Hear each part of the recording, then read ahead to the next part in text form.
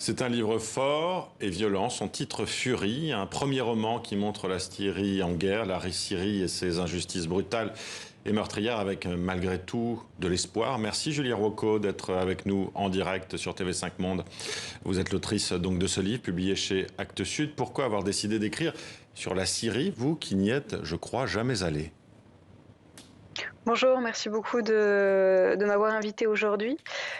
Oui, alors concernant la jeunesse de Fury, pour moi, elle est née d'une claque. C'était il y a 3 ans. Je regardais discrètement la télé et c'est là que j'ai reconnu les parents d'une ancienne camarade d'école qui était morte en Syrie. Et à partir de cette claque, j'ai eu un peu envie de peser le poids des destinées individuelles en comparaison des mécanismes collectifs. Et c'est de là qu'est né ce projet de roman.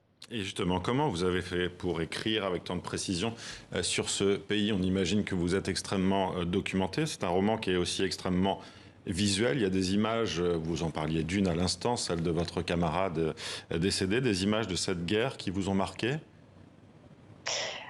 Alors pour moi, c'est vrai que cette entreprise d'écriture, c'était un peu un confinement avant l'heure. C'est-à-dire que tout a procédé d'un travail de recherche depuis mon appartement. Et la possibilité même que ce projet d'écriture a pu aboutir en état et en étant assez précis, illumine quelque part un grand paradoxe du conflit syrien, c'est-à-dire que c'est l'un des conflits récents, les plus documentés et dont les informations et les archives sont les plus accessibles. Et en même temps, c'est un conflit qu'on a du mal à conscientiser de manière collective et en établir un récit plus personnel. Donc moi, mon défi, il s'est niché exactement sur cette ligne de crête. De conscientiser et clairement, hein, on sent aussi peut-être votre colère à l'écriture de ce livre. Je vais vous citer, ils, en parlant des Occidentaux, sont venus pour voir notre sang, mais où étaient-ils quand ils pouvaient partager notre joie, empêcher l'enfer de se déchaîner? La Syrie, pour vous, c'est un abandon de la communauté internationale notamment? Une grande indifférence. Et c'est vrai que cette citation que vous venez de faire, c'est des choses que j'ai entendues et que j'ai lues qui revenaient souvent dans les témoignages des Syriens restés sur place et après de ceux qui ont été forcés à l'exil. C'est-à-dire que ce massacre qui dure depuis 10 ans maintenant, on oublie trop souvent qu'il avait commencé par une Une révolution. grande et lumineuse révolution. Et moi, cette rage, elle est venue aussi lorsque, grâce à un ami cinéaste qui a travaillé sur les archives de cette révolution, j'ai pu bénéficier de ces images de première main qui ont été, qui pour la plupart avaient été filmées par les citoyens eux-mêmes pendant les manifestations.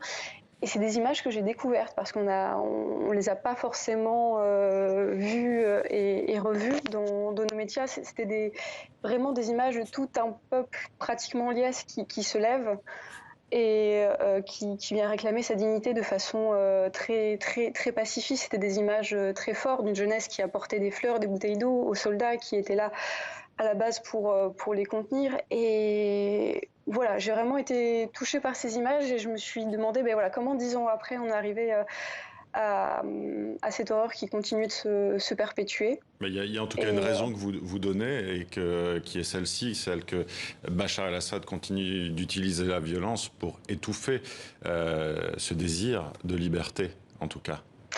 c'est ça, à l'heure actuelle encore, comme si la soumission ne suffisait plus et qu'on était passé en mode de l'extermination, du repentir. Et actuellement, le cynisme du régime est effrayant. C'est-à-dire que abandonner les armes ne suffirait plus. Il faudrait proclamer son amour du régime et le remercier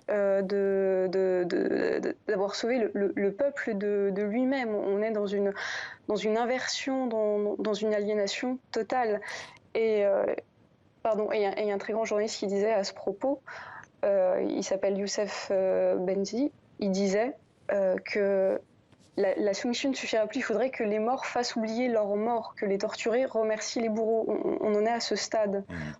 Vous l'avez dit, oui, vous l'avez dit tout à l'heure, votre livre s'intéresse aussi à des cheminements individuels, donc autour notamment de deux personnages principaux, Bérénice au prénom très Racine, qui est une archéologue et surtout devenue pilleuse, et Assim, pompier syrien devenu lui fossoyeur, deux personnages à un moment charnière de leur existence, une qui exhume, l'autre qui inhume, deux faces donc d'une même pièce. Pourquoi ce choix ?